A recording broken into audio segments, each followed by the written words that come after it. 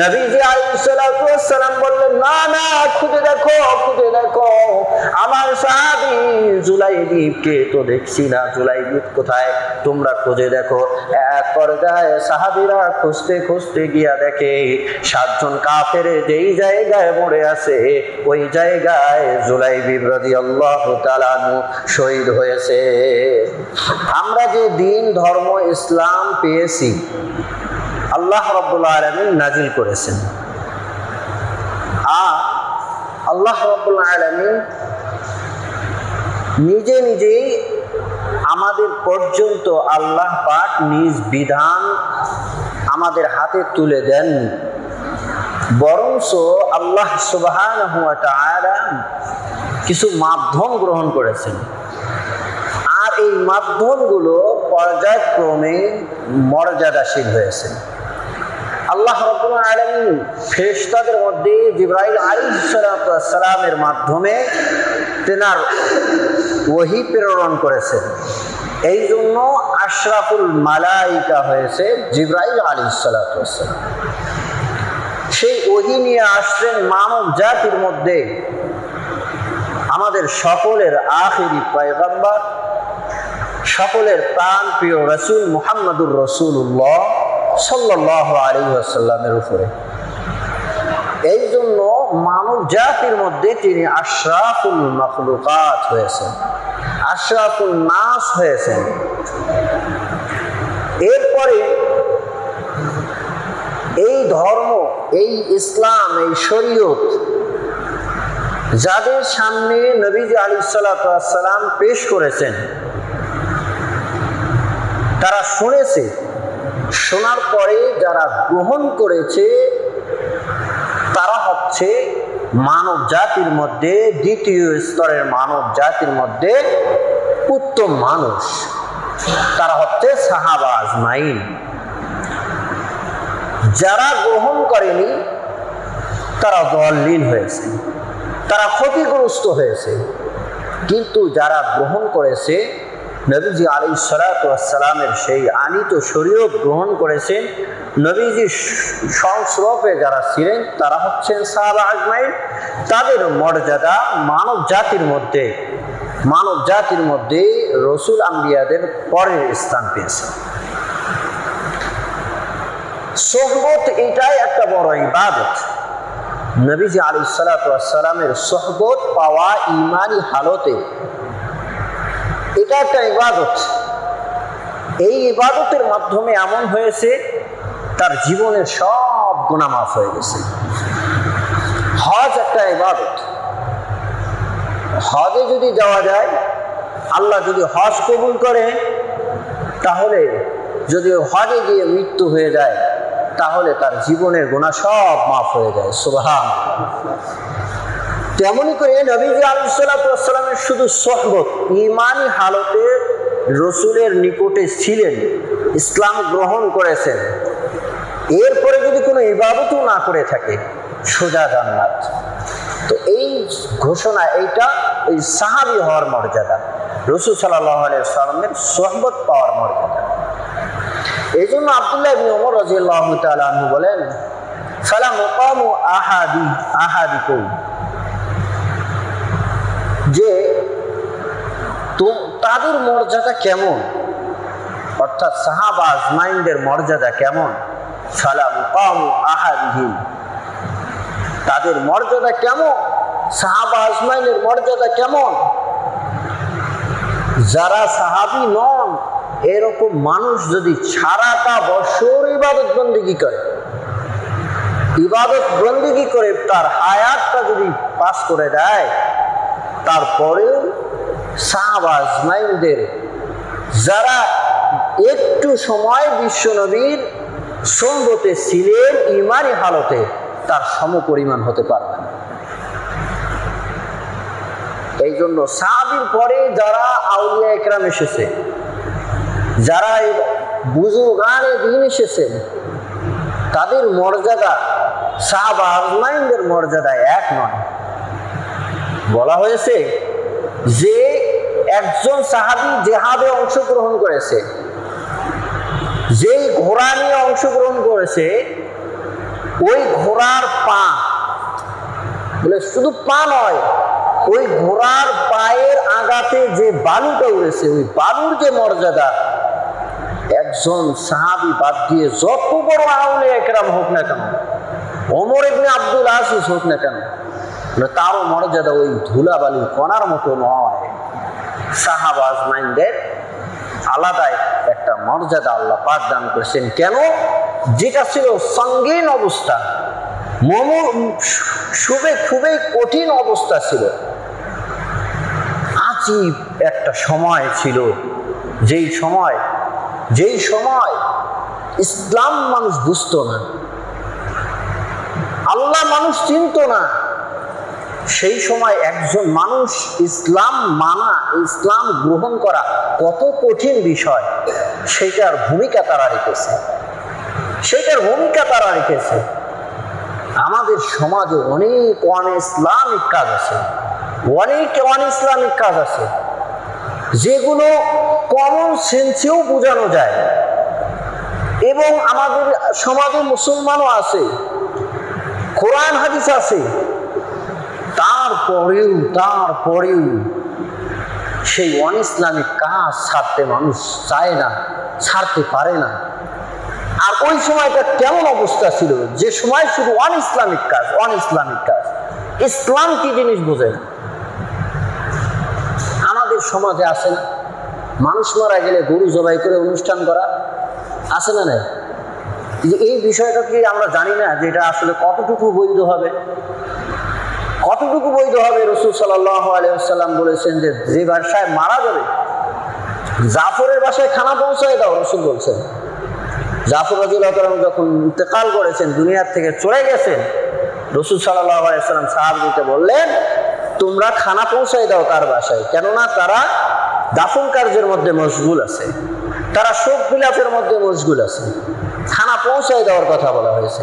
আর ওই দিনে একটা অনুষ্ঠান করা হয়, এইটা তো একটা কমন সেন্সেও আমাদের বুঝে আসে, সাধারণভাবেও বুঝে আসে। অনুষ্ঠান আরবি ভাষায় বলা হয় জিয়াফত। এই জিয়াফতটা শরীয়ত জায়েজ বলেছে কখন? ইনদা সুরুর। ফতোয়া শামীর মধ্যে বলেছেন যে শুরিয়া জিয়াফাতু ইনদা সুরুর, এটা হচ্ছে একটা আনন্দের সময়, এটা জায়েজ। অনুষ্ঠান করা, খাইদাইয়ের অনুষ্ঠান করা, এটা জায়েজ হলো কখন? যখন আনন্দ ভোগ হবে, এইরকম একটা সময়। আচ্ছা বলেন যে এই যে মানুষ যে মারা গেছে, ওই বাসায় কি ওই দিন আনন্দ না শোক বিলাপ? তো ওই জায়গায় কেমনে এটা দাওয়াত দেওয়া হয়? ডাল ভাতের দাওয়াত, এগুলো কি দাওয়াত? তো ওই জায়গায় না। তারপরে যেটা বলতে চাচ্ছি যে এতটুকু তো বুঝে আসে আমাদের যে কেমনে এটা হয়। এতটুকু বলার পরেও, শোনার পরেও, জানার পরেও এইটা আমাদের সমাজ থেকে যাচ্ছে না। তাহলে ওই সময়টা কেমন ছিল? যেই সময় কোনো ইসলাম নাই, সেই সময় সাহাবা আজমাইনরা গোপনে ইসলাম গ্রহণ করছে, ইসলামের প্রসার করছে, জীবন জানমাল সব ত্যাগ করে দিয়েছে। তাহলে তাদের মর্যাদাটা কেমন হওয়া দরকার? যত ত্যাগ তত মর্যাদা, যত ছাড় তত মর্যাদা। এই জন্য সাহাবা আজমাইনদের মর্যাদা অনেক ঊর্ধ্বে। এই জন্য নবীজি আলাইহিস সালাতু ওয়াস সালাম বলেন, দুনিয়ার মানুষ যদি দান সদকা করে, কেমন দান করে? উহুদ পাহাড়ের মতো যদি স্বর্ণ আল্লাহর রাস্তায় দান করে, তারপরেও আল্লাহর নবীর সাহাবী, আমার সব সাহাবী যারা আছে, ওই সাহাবীদের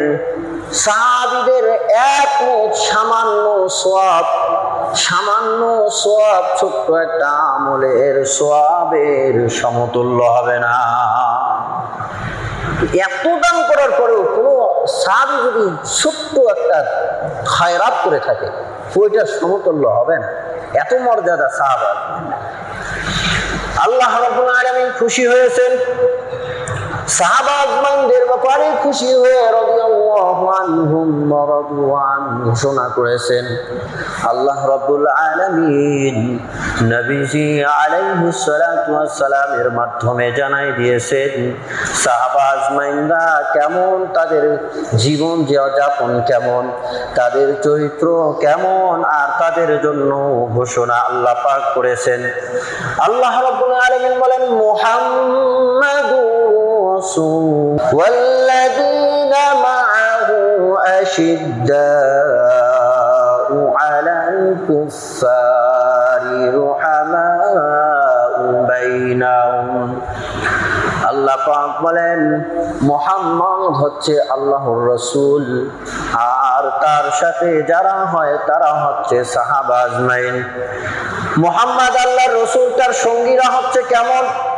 আশিদ্দাউ আলাল কুফার, কুফারদের সঙ্গে কাফেরদের ব্যাপারে তারা বড় কঠিন।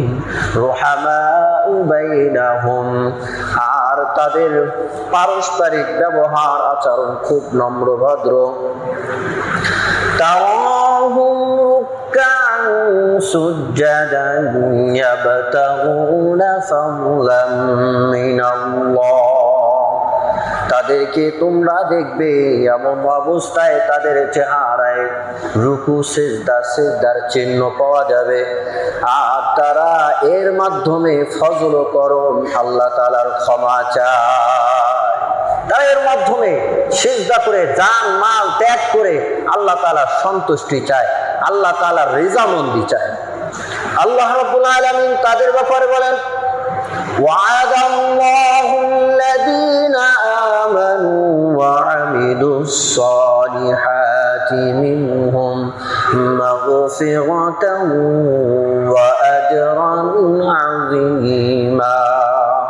এই সমস্ত মানুষ যারা এমন প্রথম কাতারের ঈমানদার, আমলে সালেহ কামিয়ালা, তাদের জন্য রয়েছে ক্ষমা এবং উত্তম প্রতিদান, বড় ধরনের প্রতিদান তাদের রয়েছে।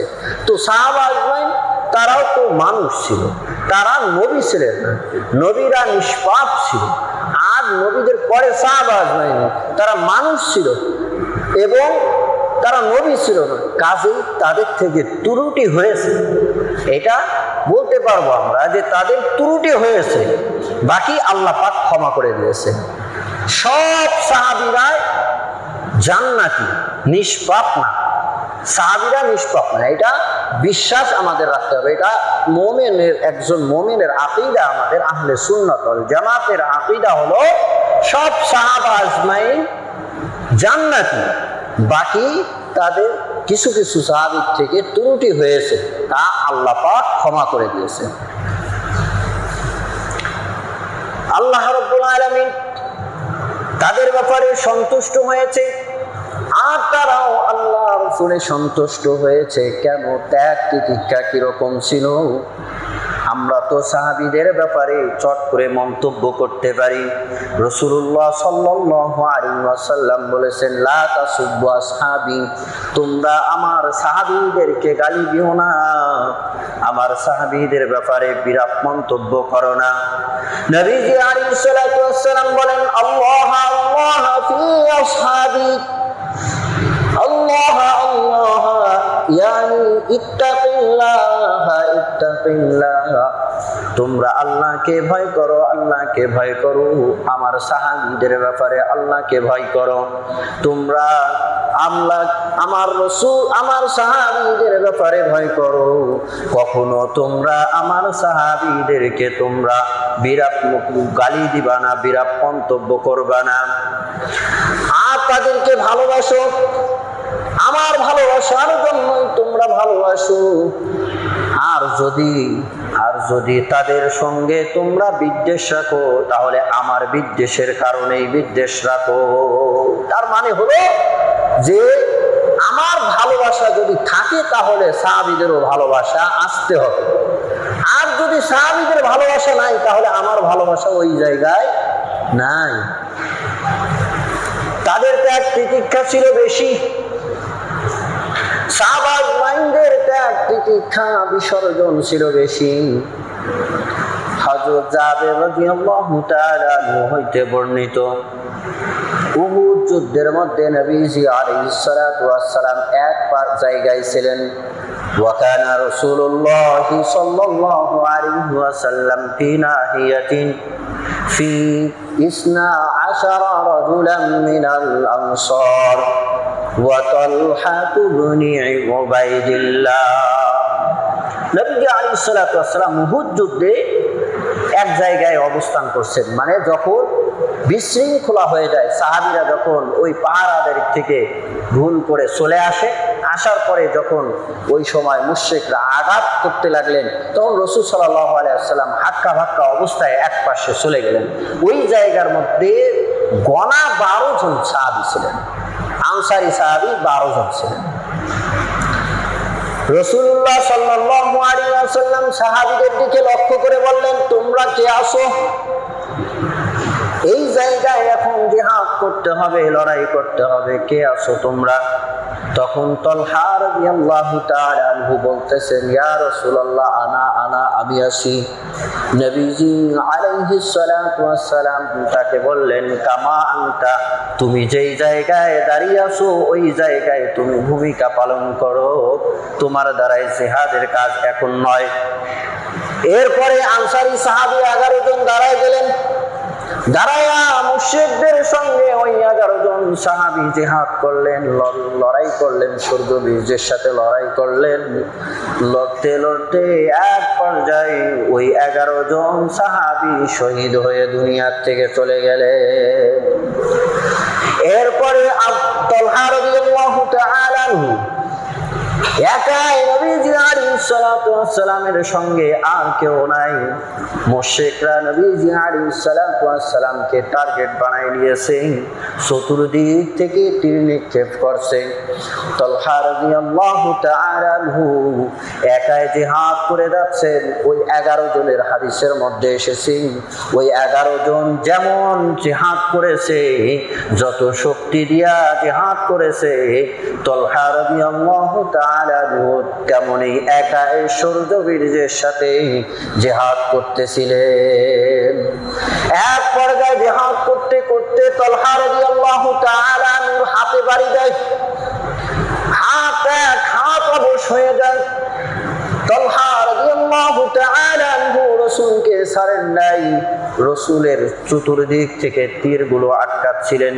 শরীরটা রক্তাক্ত হয়ে গেছে, এমন অবস্থাতেও নবীজি আলাইহিস সালাতু ওয়াস সালামকে কাঁধে করে তালহা রাদিয়াল্লাহু তাআলা আনহু উহুদ পাহাড়ের চূড়ায় নিয়ে গেছে, নিরাপত্তার জন্য ওই জায়গায় দিয়ে রাখা দিয়েছেন।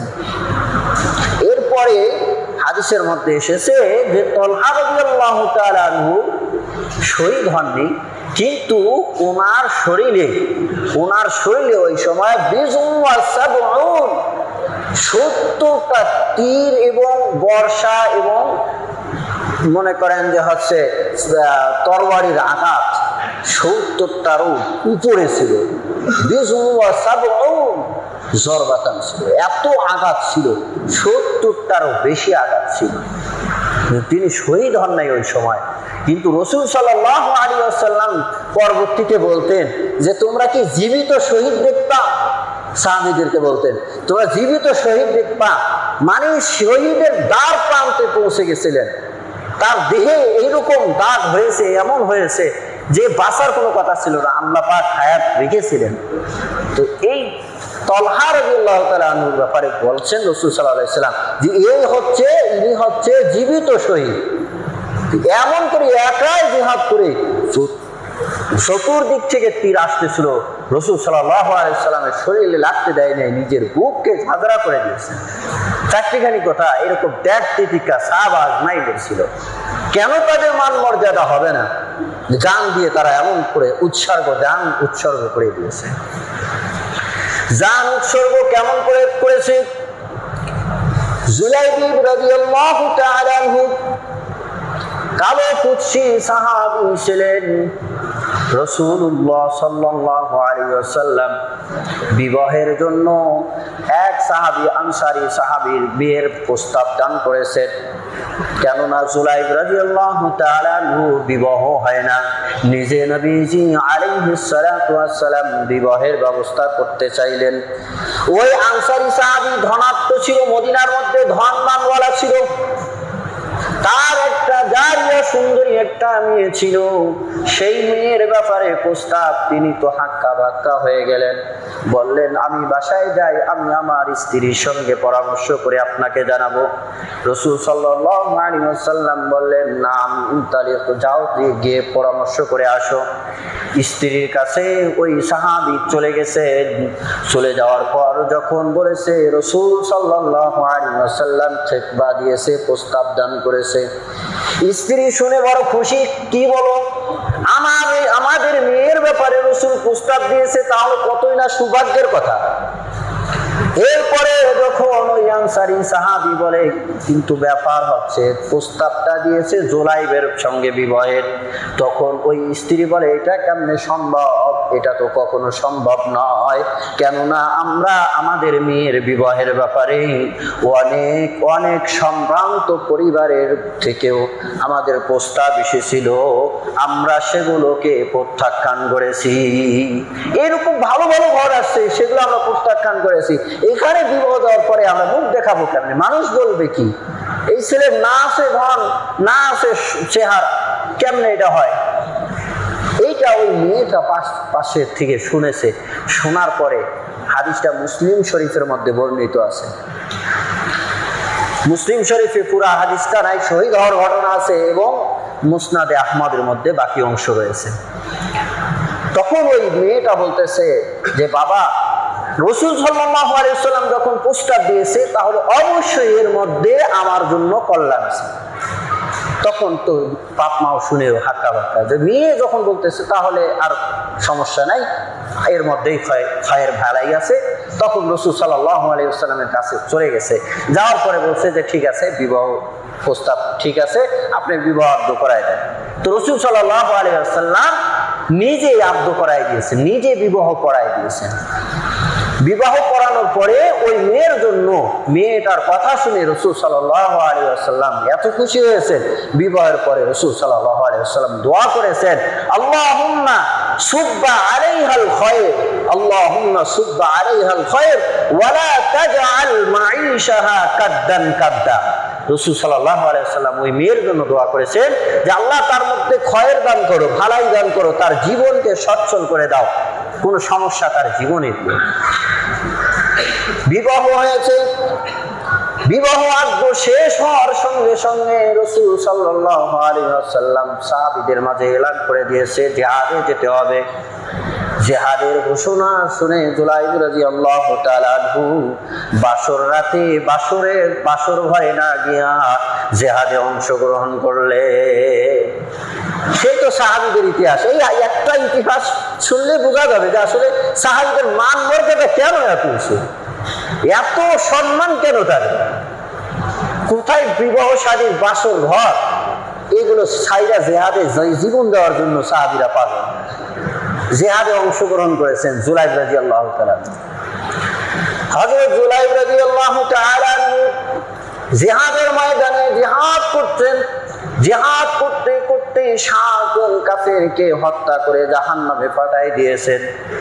এরপরে কাফেররা জুলাইব রাদিয়াল্লাহু তাআলা আনহুকে শহীদ করে দিয়েছেন। কাফেরের মাঝেই হযরত জুলাইব রাদিয়াল্লাহু তাআলা আনহু শহীদ হয়ে পড়ে আছেন। জিহাদ এক পর্যায়ে শেষ হয়ে যায়, মুসলমানদের বিজয়ী লাভ আল্লাহ পাক দান করলেন। দান করার পর নবীজি আলাইহিস সালাতু ওয়াস সালাম সাহাবীদেরকে বলতেছেন, ও আমার সাহাবীরা, দেখো তো আমাদের সাহাবীদের মধ্যে কোন সাহাবীকে আমরা হারাইছি কিনা। সাহাবীরা বললেন, ইয়া রাসূলুল্লাহ, ফুলানাতুন ফুলানুন, অমুক অমুক সাহাবীকে দেখছি না, তারা হয়তো শহীদ হয়ে গেছে। এক পর্যায়ে তাদেরকে সবাইকে খুঁজে খুঁজে লাশ বের করা হলো। এরপরে নবীজি আলাইহিস সালাতু ওয়াস সালাম সাল্লাম বলতেছে, দেখো তো আরো কোনো সাহাবী আমাদের মাঝে নাই, এমন কেউ আছে নাকি? সাহাবীরা বলেন, ইয়া রাসূলুল্লাহ, আর তো তেমন কোনো আর মনে হচ্ছে কোনো সাহাবী শহীদ হয়েছে এমন মনে হচ্ছে না। নবীজি আলাইহিস সালাতু ওয়াস সালাম বললেন, না না, খুঁজে দেখো, খুঁজে দেখো, আমার সাহাবী জুলাইবিবকে তো দেখছি না, জুলাইবিব কোথায়, তোমরা খুঁজে দেখো। এক পর্যায়ে সাহাবীরা খুঁজতে খুঁজতে গিয়া দেখে 7 জন কাফের যেই জায়গায় মরে আছে ওই জায়গায় জুলাইবিব রাদিয়াল্লাহু তাআলা আনহু শহীদ হয়েছে। এমন করে দুনিয়ার থেকে চলে গেছেন। হাদিসের মধ্যে আছে রাসূল সাল্লাল্লাহু আলাইহি ওয়াসাল্লাম ওই সময় জুলাইবিব রাদিয়াল্লাহু তাআলা আনহুকে হাতের উপরে নিছেন, নিয়া বলতেছেন, আনা মিনহু, জুলাইবিব মিন্নি ওয়া আনা মিনহু, জুলাইবিব মিন্নি ওয়া আনা মিনহু, জুলাইবিব আমার থেকে আর আমি তার থেকে। এইভাবে 2 বার বলেছেন। বলার পরে রাসূল সাল্লাল্লাহু আলাইহি ওয়াসাল্লাম জুলাইবিব রাদিয়াল্লাহু তাআলা আনহুকে নিজের হাতে ধরেছিলেন, কোনো খাটনি ছিল না, নিজের হাতে ধরে থাকার পর কবর খনন করা হলো, গোসল করা হয়নি, ওই অবস্থায় শহীদ হিসাবে রাসূল সাল্লাল্লাহু আলাইহি ওয়াসাল্লামের হাত মোবারক থেকেই কবরে দাফন করা হয়েছে। সাহাবীরা কেন মর্যাদাশীল হবে না? কেন মর্যাদাশীল হবে না? একটু মাথার মধ্যে আসে যে বাসর রাত এত সুন্দর রমণী, ধন মাল সুন্দর, সব দিক দিয়ে ঠিক আছে, কিন্তু ইসলামকে কতটুকু, মুসলমানের দ্বীনকে কতটুকু তারা প্রাধান্যতা দিয়েছে, তারা ইসলামের জন্য কেমন করে জান দিয়েছে। জানের চিন্তা করলে বুঝে আসে যে তারা কি জিনিস ছিল। মালের চিন্তা করলে তারা মালের দিক দিয়ে কিরকম করেছে, মাল সম্পদ আল্লাহর রাস্তায় খরচ করার জন্য তারা কেমন ছিল, কেন তাদের মর্যাদা হবে না? হযরত আনাস রাদিয়াল্লাহু তাআলা আনহু হইতে বর্ণিত, তিনি বর্ণনা করেন আবু তালহা রাদিয়াল্লাহু তাআলা আনহুর একটা সুন্দর বাগান ছিল, একটা সুন্দর বাগান। হযরত আবু তালহা রাদিয়াল্লাহু তাআলা আনহুর সুন্দর একটা বাগান ছিল। সেই বাগানটা মসজিদে নববীর সামনে ছিল। নবীজি আলাইহিস সালাতু ওয়াস সালাম ওই বাগানে ঢুকতেন। ওই বাগানের ফলগুলো সুস্বাদু ছিল এবং ওই বাগানে পানি ছিল সুস্বাদু পানি। নবীজি আলাইহিস সালাতু ওয়াস সালাম ওই বাগানে ঢুকেছেন, ওই পানি পান করেছেন, ওই পানি, ওই বাগানের ফল পান খেয়েছেন। সেই বাগানটির নাম ছিল বাইরুহা। নাম কি ছিল? বাইরুহা। খুব প্রসিদ্ধ একটা বাগান ছিল, মানে মদিনার মধ্যে যত বাগান ছিল তার মধ্যে এই বাগানটা নাম করা বাগান ছিল। মানে এই বাগানের ফলও সুস্বাদু সবচাইতে বেশি ছিল এবং বাগানে একটা পানির ব্যবস্থা ছিল, পানিটাও সুস্বাদু ছিল। নবীজি আলাইহিস সালাতু ওয়াস সালাম অনেকবার ওই বাগানে ঢুকেছেন, পানি পান করেছেন, ফল খেয়েছেন। হযরত আবু তালহা রাদিয়াল্লাহু তাআলা আনহু তিনি বর্ণনা করেন, যখন কুরআনুল কারীমের সূরা আল ইমরানের 92 নম্বর আয়াত নাজিল হয়, লান তানালুল বিররা হাত্তা তুনফিকু মিম্মা তুহিব্বুন, আল্লাহ পাক ঘোষণা করেন, খয়ের বরকত ভালাই যদি কেউ নিতে চায় তাহলে তার জন্য রাস্তা হচ্ছে সেই তার সবচাইতে উত্তম জিনিস যেটা আছে ওইটাকে আল্লাহর রাস্তায় দান করে দিবে।